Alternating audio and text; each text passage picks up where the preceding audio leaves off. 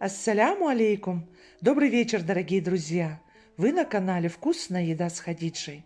Сегодня вашему вниманию хочу предложить очень вкусный обед или ужин из баклажан.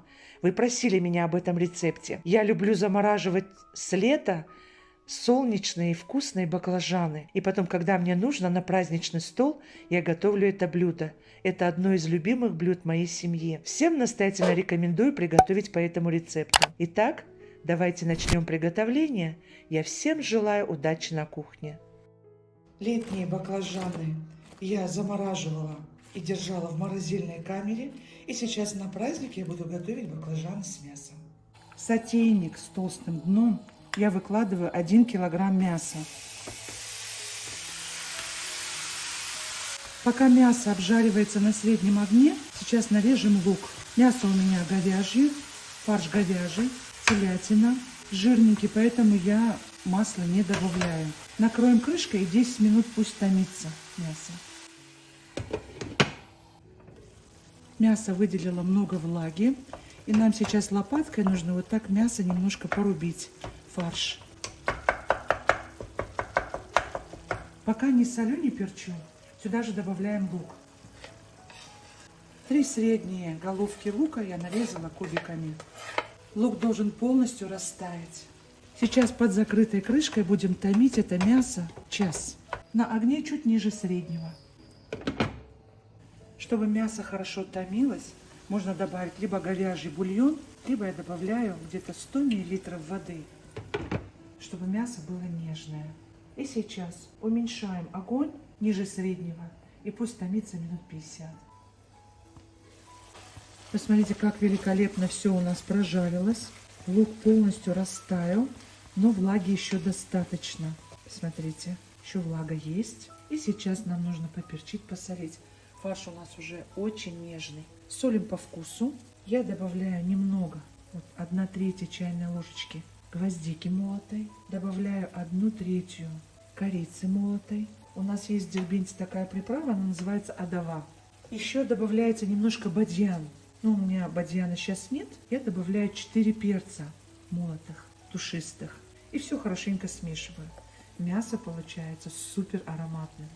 Можно еще добавить немного чабрец. И вот буквально немножко, совсем немножко чабрец добавлю. Мясо, несколько листочков. Много не нужно. И все хорошо смешиваем.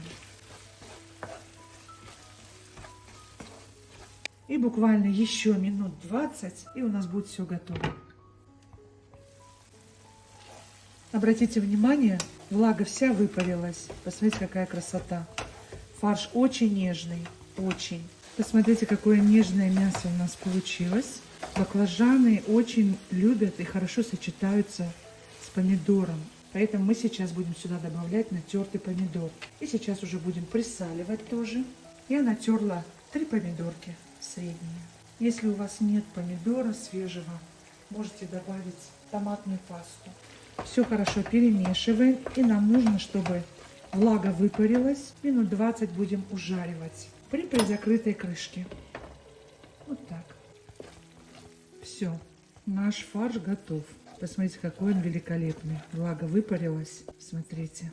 Нежный-нежный. Вот такой должен быть. И сейчас смотрим, присаливаем, если мы хотим, чтобы было немножко соли побольше. Для меня достаточно соли.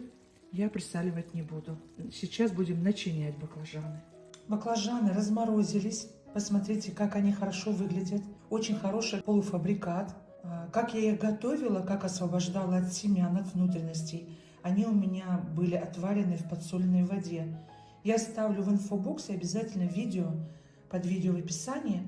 Посмотрите. Вот там я как раз полный процесс, как я готовлю эти баклажаны заготовки, я показываю. Сейчас нам с обеих сторон минут 7-10 на небольшом огне нужно будет их прожарить почти до готовности. В той же сковороде, в которой я жарила мясо для баклажанов, добавляю 2 столовые ложки топленого масла. Я готовлю на топленом масле это блюдо. И сейчас выкладываем баклажаны и с обеих сторон их обжариваем.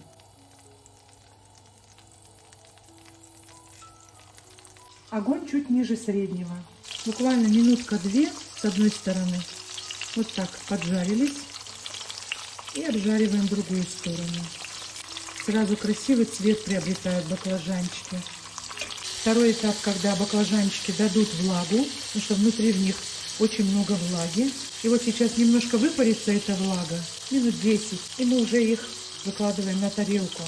Главное их не пережарить. Те баклажаны, которые уже помягче, я их выкладываю на тарелку. Те, которые еще пожестче, оставляю и выкладываю следующие баклажаны.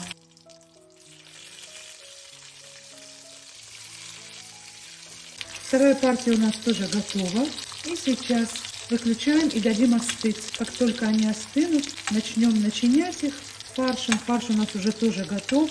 Выключаем газ. И потом сюда же в сковороду начиненные баклажаны будем готовить до готовности.